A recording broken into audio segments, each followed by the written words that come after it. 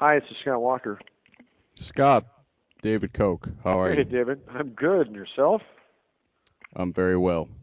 A little disheartened by the situation there, but what's the latest? We're actually hanging pretty tough.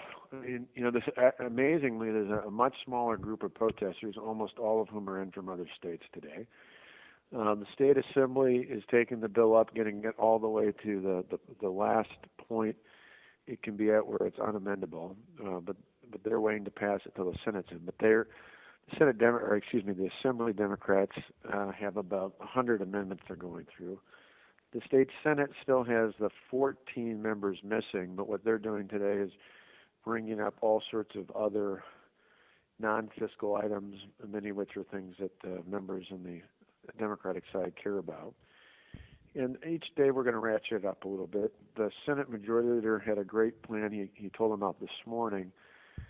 He told the Senate Democrats about, and he's going to announce it later today. And that is the Senate Organization Committee is going to meet and pass a rule that says if you don't show up for 2 consecutive days on a session day in the state Senate, the Senate chief clerk, it's a little procedural thing here, but can actually have your payroll stopped from being automatically deducted into your Beautiful. checking account, and instead you still get a check, but the check has to be personally picked up, and he's instructing them, which we just loved, to lock them in their desk on the floor of the state Senate.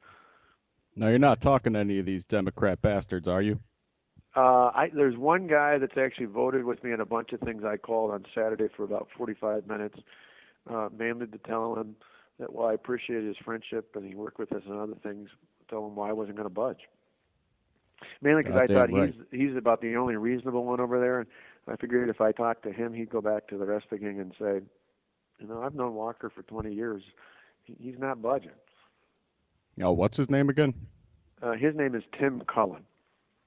All He right. I'll have he to give that man a call. Well, actually, in his case, I wouldn't call him, and I'll tell you why. He's pretty reasonable, but he's not one of us.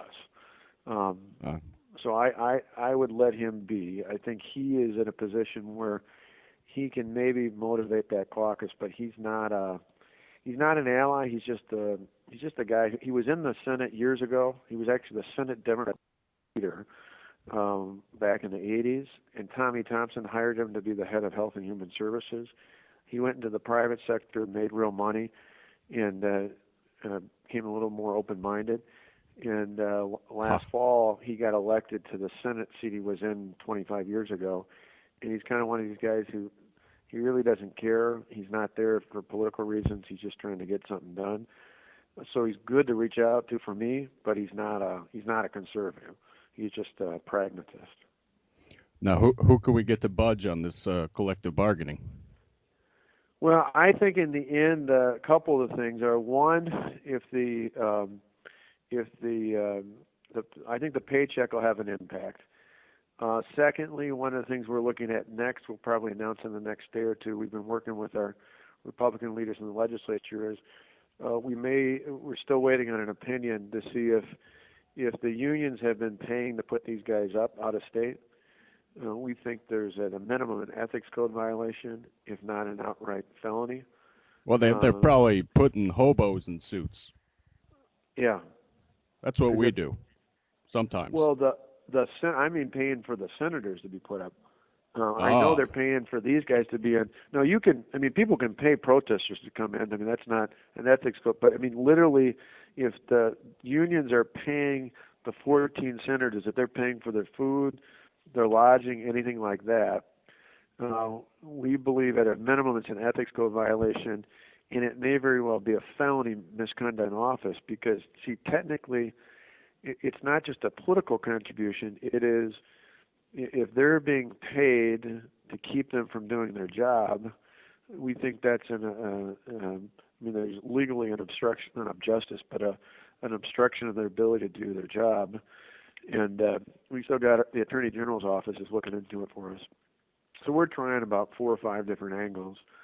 Figuring each day we crank up a little bit more pressure. But the other thing is I've got layoff notices ready. We put out the at-risk notices. We'll announce Thursday They'll go out early next week, and we'll probably get 5,000 to 6,000 state workers will get at-risk notices for layoffs.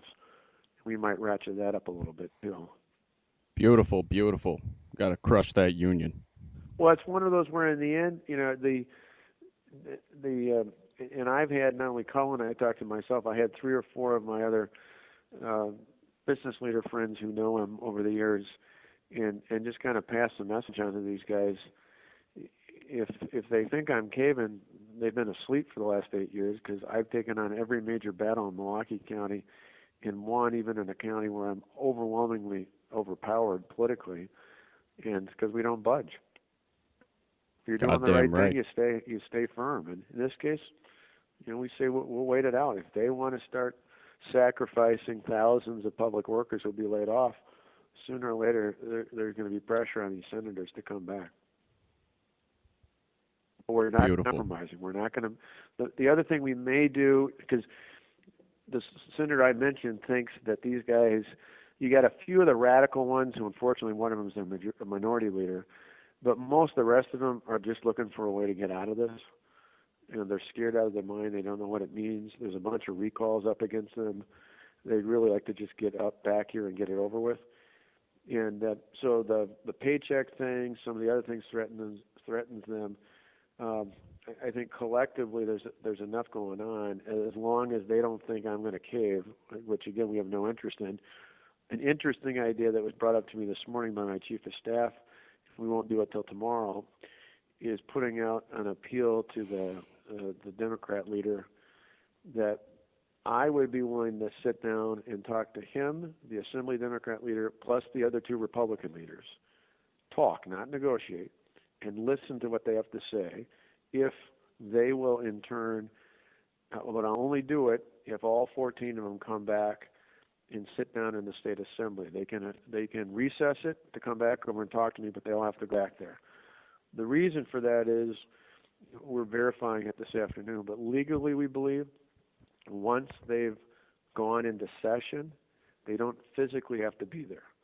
If they're actually in session for that day and they take a recess, the 19 Senate Republicans could then go into action and they'd have a quorum because they started out that way. So we're double checking that, but that would be the only. If you heard that I was going to talk to them, that would be the only reason why. Is we would only do it if they came back to the Capitol with all 14 of them. Then my sense is, hell, I'll talk if they want to yell at me for an hour. I'm used to that. I can deal with that, but I'm not negotiating. Bring a baseball bat. That's what I do. I have one in my office. You'll be happy with that. I got a slugger with my name on it. Beautiful. But in the end, this is, and I've even pointed out last night because I'm trying to keep out as many of the private unions as possible. So this is about the budget. This is about public sector unions. Hell, even FDR got it. There's no place for the kind of, you essentially are having taxpayers' money be used to pay to lobby for spending more of taxpayers' money. It's absolutely ridiculous. Beautiful. So this is ground zero. There's no doubt about it. But I think for us, I just keep telling I tell the Speaker and the Senate Majority Leader every night, give me a list of people I need to call at home, shore them up. The New York Times, of all things, I don't normally tell people to read the New York Times, but the front page of the New York Times has got a great story. One of these unbelievable moments of true journalism, what is supposed to be objective journalism. They got out of the Capitol and went down one county south from the Capitol to Janesville, the Rock County. That's where the General Motors plant once was. Right. They moved out 2 years ago. The lead on this story is about a guy who was laid off 2 years ago. He's been laid off twice by GM, who points out that everybody else in his town has had to sacrifice except for all these public employees. It's about damn time they do, and he supports me. And they had a bartender. They had, every stereotypical blue-collar worker type they interviewed, and the only ones that weren't with us were people who were either a public employee or married to a public employee. It's an unbelievable story. So I went through and called